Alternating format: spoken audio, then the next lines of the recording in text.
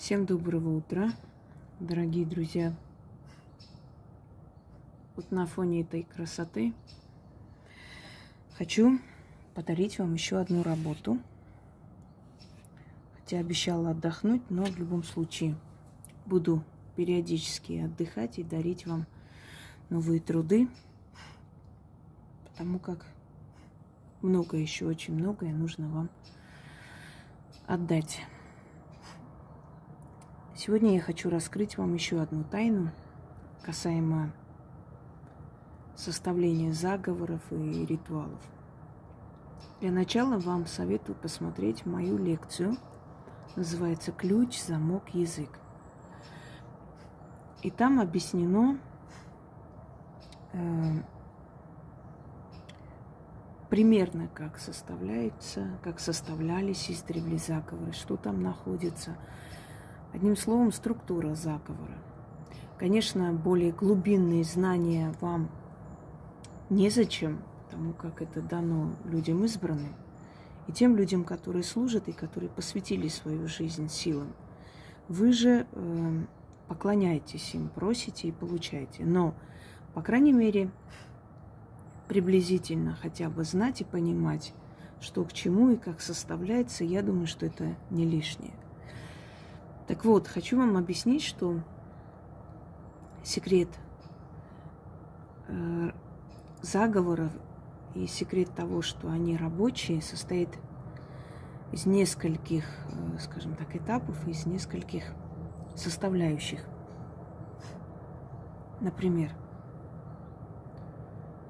определенные силы, которые вызываются, определенное время, когда эта работа происходит, да, проводится. Ну, например, связывать с лунным циклом, определенный день, время, день, ночь, утро, обед. Сколько раз нужно повторять этот заговор, это уже говорит о магии чисел и много другое. Какой энергией подпитать этот заговор? Каждый заговор – это призыв, это вызов духов определенных в этот момент, чтобы они пришли, услышали и помогли.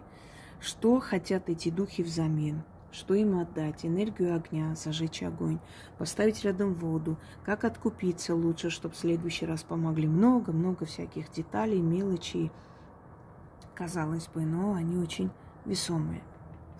Так вот, хочу вам сказать, что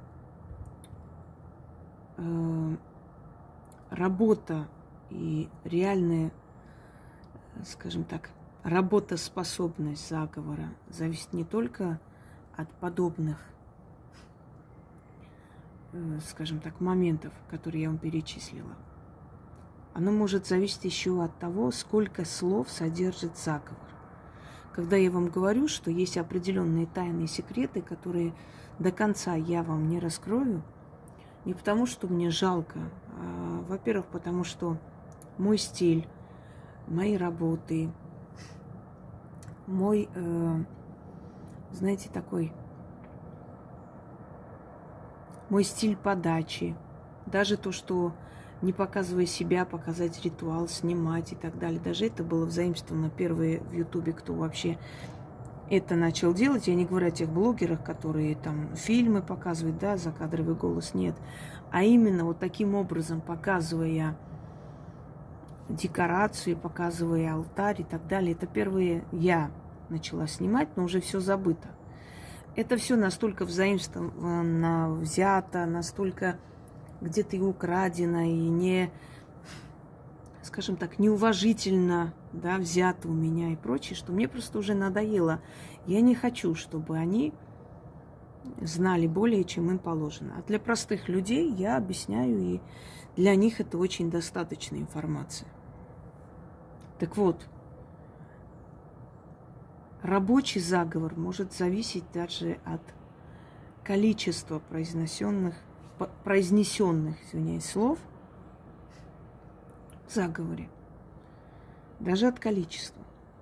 Иногда сядьте и посчитайте ваш любимый заговор, из скольких слов состоит, и вы удивитесь, определенным мистическим цифрам, которые будут выплывать. Это нелегко и непросто все это рассчитать и знать. Но легко и просто кажется людям, которые ничего не знают и ничего не создавали. Им, может быть, так и кажется. Так вот, сейчас я хочу вам подарить спасительный заговор из 30 слов. Ровно 30 слов. Цифра 30, которая в магии имеет особое мистическое значение. 30 – это где-то рубеж. 3 и 0. Обнуление жизни, возобновление. У кого-то начинается в 33, у кого-то начинается в 30. Но в любом случае 30 спасительных слов. Теперь здесь произносится слово «враг». Но это не означает, что вы должны произносить именно на тех людей, которые с вами враждуют, можно сказать, кровные, да? Кровные враги, которые вам вендетту объявили. Нет. Произношение «враг» – неприятель. То есть это человек, который в данный момент с вами враждует. Или в данный момент он вам мешает, он вам враг. Он мешает вам, то есть жить, творить, делать то, что вам хочется и прочее. Это есть враг, ворог, враг. Этот заговор можете произносить во время суда, если вам нужно выиграть суд, например. Перед судом начитать и зайти. Читать нужно 3 раза. Этот заговор можете произносить, когда какая-то опасность. Либо когда вы хотите достичь своей цели, и вам для этого нужна помощь потустороннего мира. Заговор из 30 слов в сложной, трудной ситуации. То есть заговор, который поможет вам моментально, вот прямо сейчас. Итак, читаем следующие слова. Я впереди врага, враг позади меня. Ему стены, мне потолок. Я князь, враг мой раб. Я змея, он мышь. Именем Сакаты я врага покорила. На замок закрыла. Ключ, замок, язык. Я впереди врага, враг позади меня. Ему стены, мне потолок. Я князь, враг мой раб. Я змея, он мышь. Именем Сакаты я врага покорила. На замок закрыла. Ключ, замок, язык. Я впереди врага, враг позади меня. Ему стены, мне потолок. Я князь, враг мой раб. Я змея, он мышь. Именем Сакаты я врага покорила, на замок закрыла. Ключ, замок, язык. Итак, произносите 3 раза перед определенной ситуацией. Может, соседи с улицы, может, пришли к вам на разборки. Неважно. Может быть, муж ваш пошел с кем-то разбираться, с кем-то там ссора, у них драка и так далее. Просто читайте 3 раза.